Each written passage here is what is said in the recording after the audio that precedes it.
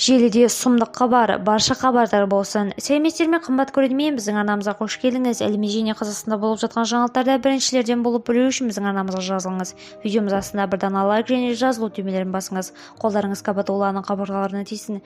Біз сізге ең жақсын жеткізуді жалғастырамыз. Ендеше біз бастадық. Жерге 5 астероид жақындап келеді.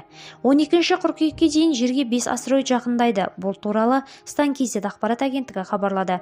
Астероид 6 қыркүйекте жер планетасына жақындайды. Ол 5,11 миллион шақырым қашықтықтан өтеді. Көлемі ұшақ пен автобусқа тең келесі екі астрономиялық нысан 8 қыркүйекте сәйкесінше 4,8 миллион және 5,72 миллион километрдей жақындайды. Ұшақ өлшемінде соңғы екі астероид 10 қыркүйекте пайда болады. Олар мен жер арасындағы ең аз қашықтық сәйкесінше 1,52 миллион және 2,66 миллион километр болады. Айта кетейік, тамыз айында НАСА жерге қауіпті астероид жақындап келе жатқанын ескерткен еді. Бұл санатқа жер орбитасының 7,5 миллион километрдей аз қашықтықта кесіп өтетін астрономиялық объектілер кіреді. Басқа да жаңалықтар білгіңіз келсе арнамызға жазылыңыз, қымбат көрермен. Сау сәлеметте болыңыздар.